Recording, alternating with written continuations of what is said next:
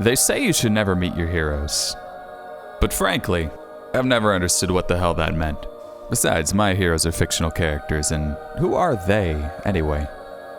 But if this trip taught me anything, it's that sometimes they might be right. Hey, listen up, I've tried to tell you this 100 times. Not getting better by lying there pretending to cry. You all repeat. Alright, well, here we are in Reykjavik, Iceland. That was the best weather of my 10-day trip.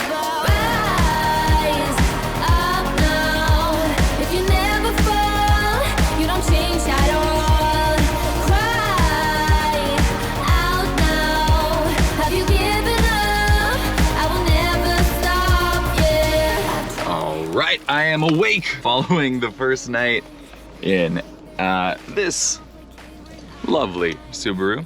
10 days in a rented Subaru, the Icelandic ring road, and me.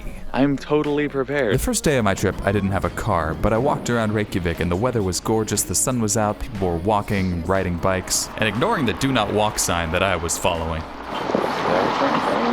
It was a beautiful day, but there's a joke about the weather in Iceland. If you don't like it, you just wait 5 minutes. I'm here in Reykjavik I think it's Þingvellir.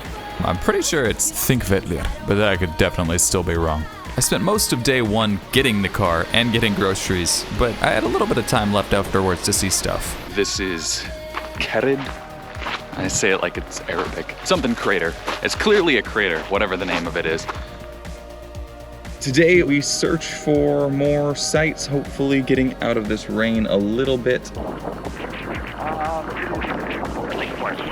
Despite wind and rain that were physically painful, the scenery of South Iceland was probably the best of the whole trip. Massive waterfalls, black sand beaches, huge mountains, glaciers. Everywhere you looked, there was something amazing. Alright, so we're behind a waterfall and Somehow it was actually drier behind the waterfall.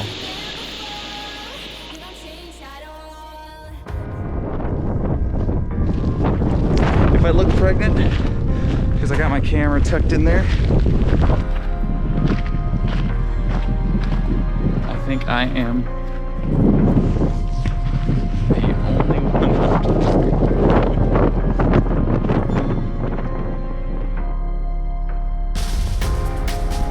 Driving through the, I guess the southeastern part, not quite to the east fjords yet. Fjords.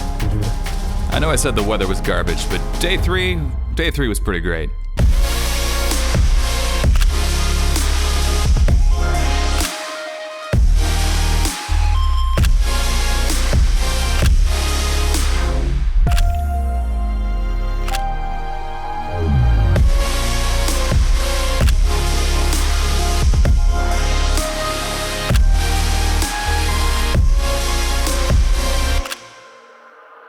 Day 4 was the north of Iceland. All right, another day in Iceland. This day involved a lot of driving through some pretty scenic locations, but the lighting wasn't good until later in the day. That's not suspicious at all.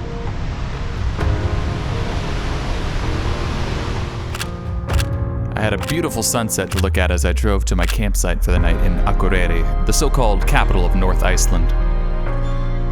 It's about 9 in the morning. 4 days now I have slept in this Subaru. We are now in the West Fjords of Iceland. The West Fjords were where the isolation of Iceland really set in for me. I didn't see a single other person at any of the scenic areas I stopped at the whole time I was there. It's also the first time I camped at a closed campground. All right, it's another beautiful, sort of. It's another mostly beautiful Icelandic morning out here. Day 6, I drove through the remainder of the West Fjords and down to the start of the SNÆFELLSNES Peninsula. It was a day of high mountain passes with gravel roads, remote fishing villages, and constant ominous clouds.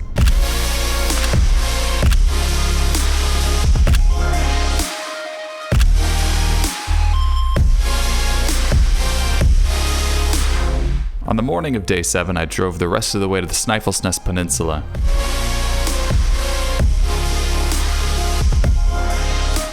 They call it the most photographed mountain in Iceland.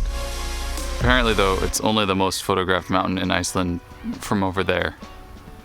'Cause nobody's over here.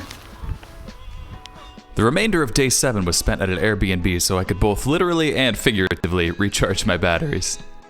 Good morning. You can see how fucked up my face looks. We're in a lovely little cabin right outside of Kirkjufell. It's kind of basic, but I mean, what do you need? You're on the side of a mountain, and I've been living in a car for 6 days, so really, it's fantastic. It is now time to say goodbye to our beautiful little Airbnb here. One critique, the signs are strange. This appears to give me directions on how to suffocate a burn victim, I think. This is clearly an exit, but I don't understand. There's one on the other door also. And then I don't think that either of these animals are actually Icelandic. In fact, I'm fairly certain that they are not. But that's okay. The coolest thing though, that view, we're like literally on Kirkjufell. So yeah, how crazy is that? The Airbnb is like at the foot of the mountain.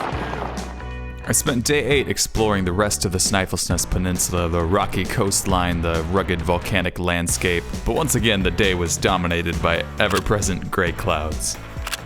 This part of the trip was a nice change of pace from the West Fjords though, because I actually saw people. Another day. We begin again, leaving GRUNDARFJÖRÐUR. At this point in the trip, I had driven almost the entirety of the Icelandic Ring Road, the West Fjords, and the SNÆFELLSNES Peninsula, so I decided to go back and see some of the things I had missed on the first day of my trip near Reykjavik, and the Golden Circle. That's pretty cool. Despite the less than ideal weather, my trip to Iceland was an amazing adventure, unlike anything I'd experienced before, but it wasn't what I expected it would be. This place is actually pretty insane. Like, look at this. I'd always thought a trip to Iceland would yield amazing, magical landscape photos, and that didn't really happen. But I think it's possible I had unrealistic expectations. Another day, another foss of some kind. I think it's Foss, or I don't know.